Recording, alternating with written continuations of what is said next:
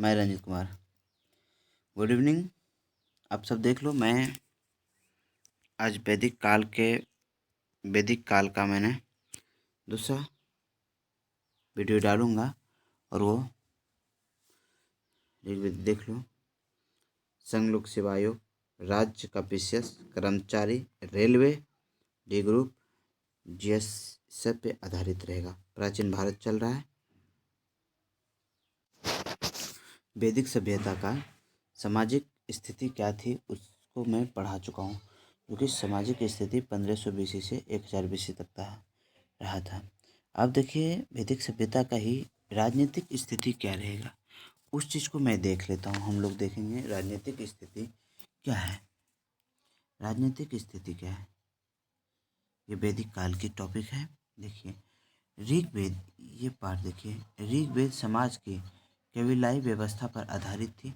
कबीले कबीले कबीले का एक राजा होता था जिसे हम लोग गोप कहा जाता था, जिसे गोप कहा जाता था।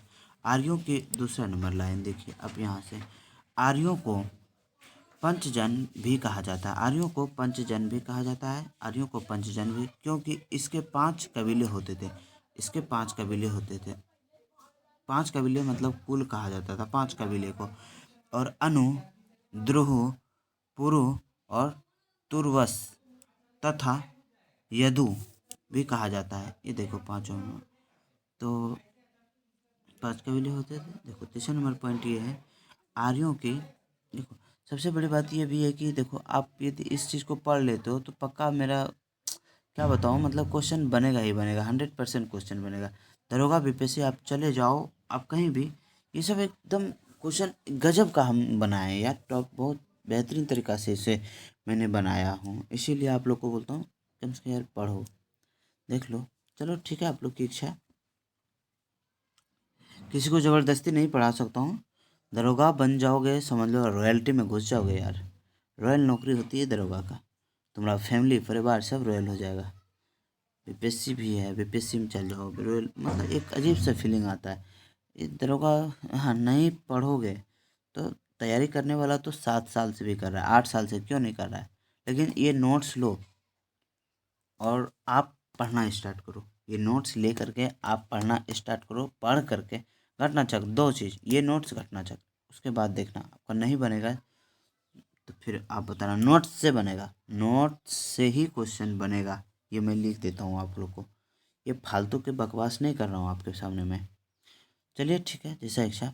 आर्यों की प्रशासनिक इकाई, यहाँ से आर्यों की प्रशासनिक इकाई 5 वर्गों में विभक्त था। आर्यों की प्रशासनिक इकाई 5 वर्गों में विभक्त था, जिसका क्रम अनुसार देखिए, कुल हो गया, ग्राम हो गया, विष हो गया, जन हो गया और राष्ट्र हो गया। ये पार्ट तो आपको ये बताते हैं। तो इस क्वेश्चन को आरोही क्रम में पूछता है। ये बीपीएससी में पूछा हुआ क्वेश्चन है, दरोगा में भी पूछा हुआ क्वेश्चन है। इस पार्ट को आरोही क्रम में बताइए कि आप आर्यों की प्रशासनिक व्यवस्था कितने आरोही क्रम में कितने मतलब भागों में विभाग, कितने भागों में विभाग था ये बताना है। 5 भाग में। आरोही क्रम में इसे सजाइए तो ऐसे बोलेगा, या अवरोही क्रम में सजाइए, सिंपल बात है। तो इसको करना क्या है, पहले आ गया कुल पर से दे देंगे, फिर उससे बड़ा ग्राम है, उससे बड़ा विश्व है, उसके बड़ा जन है, उसके बाद राष्ट्र है। ऐसे सजा देना, ऐसे ऐसे करके कुल लिख देंगे, फिर ग्राम, फिर देखिए ये विश्व, फिर जन, फिर राष्ट्र, ऐसे करके देना है।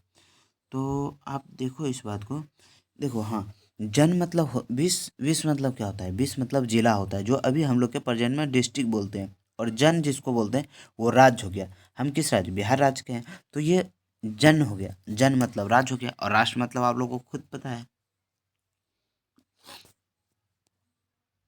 तो इस काल के देखो इस पार्ट में बोलते हैं, इस काल के अनेक जनतांत्रिक संस्थानों का विकास हुआ है। इस काल के अनेक जनतांत्रिक संस्थानों का विकास हुआ है, क्योंकि सभा और समिति और विदत प्रमुख था। सभा और समिति और विदत प्रमुख था। इसमें से सबसे बड़ी प्रशासनिक संगठन के रूप में जन का विवरण मिलता है। इसमें से सबसे बड़ी प्रशासनिक संगठन में जन का विवरण मिलता है। जन का, जिसे हम क्या कहते हैं, जन को क्या बोलते हैं, जिला बोलते हैं। जिसमें से 200 लगभग 200 टू 75 जिला होते थे, यानी जन होता था। 275 जन होते थे, 275 जन होते थे, इतना याद रखना आप लोग। ऋग्वेद काल की सबसे प्राचीन जनतांत्रिक संगठन विदत था, जो कि विदत था, जो कि 222 बरस लेता हूँ 222 अमाजन का संगठन था। अमाजन का संगठन 222 अमाजन का संगठन था ना, आप याद रखना। इस काल में सभा और समिति राजा को सलाह देने वाला संस्था होता था। सभा और समिति इस काल में वैदिक काल में, ऐसे बहुत आदमी पढ़ रहा है इस काल किस काल, उसको पता नहीं है, वही क्वेश्चन में फंस जाता है। सोच के एक बार रिकॉल जरूर करना है। वैदिक काल का मैं क्वेश्चन पढ़ रहा हूँ, वैदिक काल का होगा। सभा और समिति राजा को सलाह देने वाली एक संस्था हुआ करती थी। सभा और समिति जो होता है, प्रजापति का पुत्री कहा जाता है दोनों को, ये मैंने हड़प्पा सभ्यता में पढ़ाया था आपको। तो इसमें भी सभा और समिति एक सलाह देने वाला संस्था हुआ करते थे, जो कि सलाह था। अभी प्रधानमंत्री अपने से तो काम नहीं करते, उसके पीछे कई ब्यूरोक्रेट रहते हैं, ब्यूरोक्रेट से सलाह लेकर के ही सब काम वो करते हैं। इसी बात के लिए मैं बोल रहा हूँ, मुख्यमंत्री हो, प्रधानमंत्री हो, कोई सांसद हो, बिना ब्यूरोक्रेट की सलाह लिए वो कदम नहीं उठा सकते हैं कोई भी चीज़। तो उसी बात इसको सलाह दिया जाता है, ऐसे कर मतलब कोई एक योजना बनाने के लिए। अभी प्रेजेंट में ब्यूरोक्रेट ही योजना बनाने की सलाह, जैसे प्रधानमंत्री का मन में खटका कुछ कि ये योजना लॉन्च करना है, तो ब्यूरोक्रेट के पास जाएगा, यानी एक आईएएस के पास जाएगा। आईएएस उसके पीछे रहता ही है, ऐसे बहुत सारे। तो उसमें ये पता उसको होनी चाहिए कि क्या है ये योजना, सफल होगा अनसफल होगा, क्या होना चाहिए नहीं होना चाहिए, वो चीज़ बताता है। वही इसी तरह सभा और समिति राजा को सलाह देने वाला एक संस्था के रूप में संस्था थी। देखो, सभा उसमें से 8 थी, सभा 8 थे, सभा 8 थी। एक मिनट रुक जाओ आप। सभा 8 थी, सभा 8 थी, संभ्रांत एवं श्रेष्ठों लोगों का संगठन था, श्रेष्ठ लोगों का संगठन था, ठीक। और समिति 9 थी, यह आम जन का संगठन था, आम जन का संगठन था। ऋग्वेद में सतदाय सतदाय शब्द का विवरण मिलता है। देखो यहाँ सतदाय, ऋग्वेद में सतदाय शब्द का उल्लेख मिलता है, यह विवरण मिलता है। इसका अर्थ ये होता है, सतदाय मतलब समझ रहे हो, इसका अर्थ ये होता है कि किसी व्यक्ति के जान की कीमत 100 गाय है। किसी व्यक्ति की जान की कीमत 100 गाय, यानी आप समझ लो किसी भी व्यक्ति का कीमत, एक व्यक्ति का यदि जान चले जाए तो 100 गाय यदि आप रख रहे हो, पाल रहे हो, उसको खाना पीना दे रहे हो, तो वो आपका माफ हो जाएगा। लेकिन एक गाय की कीमत फांसी है, यानी एक गाय की आप हत्या कर दे रहे हो तो आपको फांसी है, आपको देश से निकाला जा सकता है। वैदिक काल में ये रूल थी उस समय की, क्योंकि वैदिक काल सिंपल सी बात यही है कि चरगाह पे ही भरोसा था। वो लोग पशु पाल कर ही अपना जीवन को व्यतीत करते थे। ब्राह्मण, क्षत्रिय और वैश्य और द्विज कहा जाता है, जिसके तहत इन जातियों को जनेऊ पहनने का अधिकार था। ब्राह्मण, क्षत्रिय और वैश्य को द्विज कहा जाता है, द्विज, जिसके तहत इन जातियों को जनेऊ जो पहनता है, जनेऊ पहनने का अधिकार था। जनेऊ मतलब समझते हो, जिसका शादी ब्याह होता है जनेऊ पहनता है। आप लोग अपने फादर इनको देख रहे होंगे कि जनेऊ पहनता है वो। इस काल में देखो, इस काल में बलि एक प्रकार का कर था। इस काल में बलि एक प्रकार का कर था। ये कर है, कर जिसे टैक्स बोलते हो, जिसे हम लोग टैक्स बोलते हैं। इस प्रकार का बलि एक प्रकार का कर था, जो प्रजा स्वेच्छा से राजा को देता था। बलि एक ऐसा कर था जो कि प्रजा स्वेच्छा से राजा को देता था, और इस समय राजा के पास अस्थाई सेना नहीं थी। वैदिक काल के समय में राजा को अपना अस्थाई सेना नहीं थी। ऋग्वेद में राजा को गोप्ता जनस से कहा जाता है। गोप्ता जनस और अर्थात कबीले का संरक्षक कहा जाता था। ऋग्वेद में राजा को गोप्ता जनक या कबीले का संरक्षण कहा जाता है। गोप्ता जनक सब चीज़ का रक्षा करता था। सॉरी, वो प्रजा को जो शिक्षा होता था, इसका मतलब ये हो गया कि प्रजा का जो शिक्षा होता था वो देता था अपना टैक्स। पशु का गाय के बारे में आप जान ही गए, तो वो सुरक्षा करता था। यदि एक गाय का जान जाता है तो उस व्यक्ति को फांसी दिया जाएगा या देश से बाहर कर दिया जाएगा। यदि एक आदमी का जान जाता है, 100 गाय पालेगा तो बराबर हो जाएगा, उसका माफी हो जाएगा। गाय को सर्वोपरि माना गया है, इतना याद रखना आप। इस काल में गाय को पवित्र पशु माना गया। इस काल में गाय को पवित्र पशु माना गया और हिंदू धर्म के लिए सबसे श्रेष्ठ अभी गाय को ही देखो। अब लक्ष्मी पूजा जब होती है दीपावली के आसपास, तो उसमें गाय को ही पूजा जाता है, तो अभी भी पवित्र पशु ही है। आर्यों की अधिकांश लड़ाइयाँ गायों को लेकर होती है। आर्यों का जो लड़ाई था वो गाय को लेकर अधिकांश होता था, क्योंकि वो लोग गाय को बहुत ज़्यादा सर्वोपरि माना था, सर्वा माना था। उससे उसका जीवन व्यतीत होता था। पशु से गाय को अपना मतलब एक पवित्र पशु माना था, धार्मिक नज़रिए से देखा जाए तो। और देखो आप,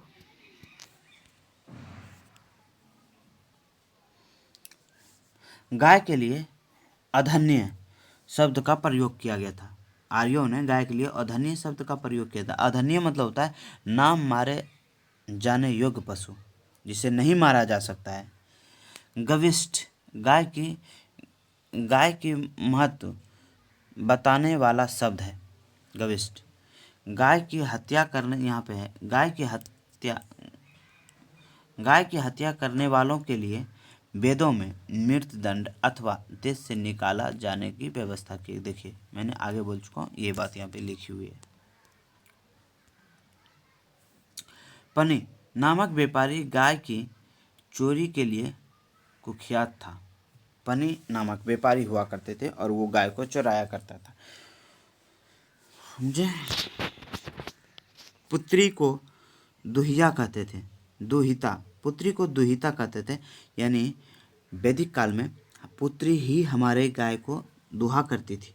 और अभी भी आपको ऐसा कई घरों में मिल जाएगा कि गाय को दुहता है लेडीज ही। हमारे घर में खुद है, गाय को लेडीज ही दुहती है, और यही पवित्र चीज़ है।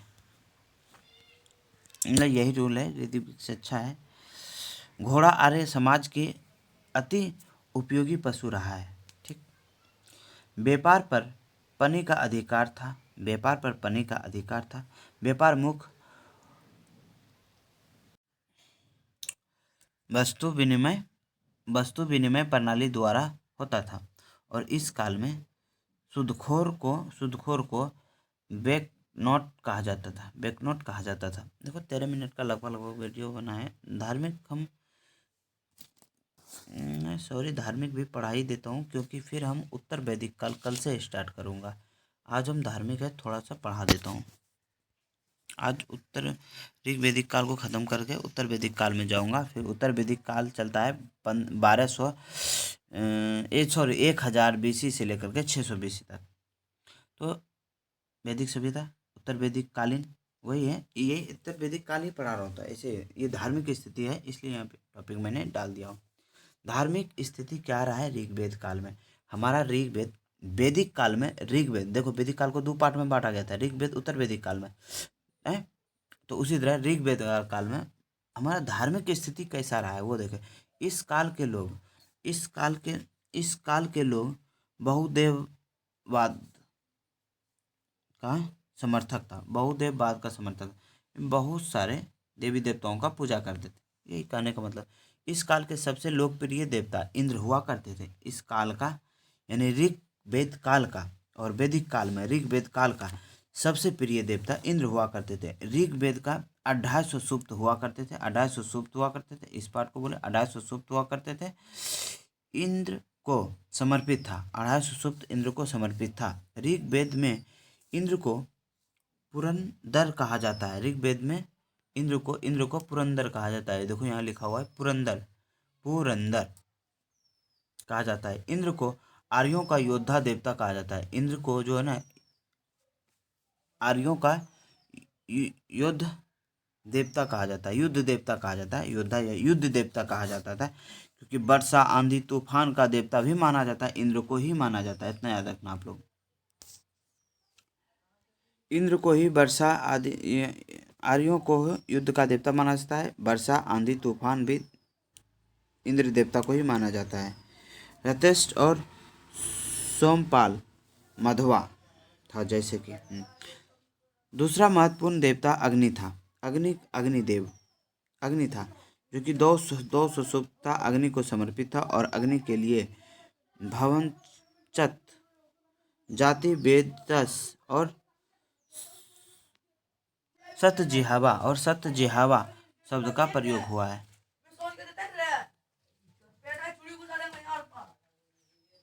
ऋग्वेद काल की पहली ऋग्वेद काल की पहली अग्नि ऋग्वेद काल की ऋग्वेद स्तुति अग्नि की प्रार्थना से ही होता आरंभ हुआ है। तीसरे महत्वपूर्ण देवता के रूप में वरुण का विवरण मिलता है और इसे वरुण का ऋतेश्यो गोपा भी कहा जाता है, जो कि 30 था। ऋतेश्यो गोपा 30 था। घो ऋग्वेद कालीन सबसे प्राचीन देवता। घो ऋग्वेद काल का सबसे प्राचीन देवता। मरुत आंधी का देवता। मरुत आंधी का देवता। पूषण पशुओं का देवता। प्रमुख देवी उषा प्रभाव की देवी, अरण्य जंगल की देवी, इला संकट की देवी और अदिति सभी देवताओं की देवी, सभी देवताओं। ठीक है। वेद 4 होता है। देखिए भैया, देखो, लड़का हो लड़की हो, बॉय हो गर्ल्स हो, भाई मेरे देखो, बहन मेरी देखो, ये पार्ट, भाई देखो, बहन देखो, दोस्त देखो, फ्रेंड्स देखो, जो भी देखो, वेद मतलब होता है 4। वेद का संख्या 4, वेदांत का संख्या 6, उपनिषद का संख्या 108 और पुराण का संख्या 18। ये क्वेश्चन पूछा जाता है, हम प्रीवियस ईयर क्वेश्चन में पढ़े हूँ और आप लोग को भी पढ़ाया हूँ। सॉरी, देख लेना आप लोग अच्छा से। अब आ गया देखो ऋग्वेदिक काल 1000 से 600 BC तक। इसे मैंने कल स्टार्ट करूँगा इस टॉपिक को। शायद दिन बाय दिन हम अच्छे से पढ़ाऊँगा, अच्छा करते ही जाऊँगा, अपना प्रयास रहेगा। जय हिंद, जय भारत।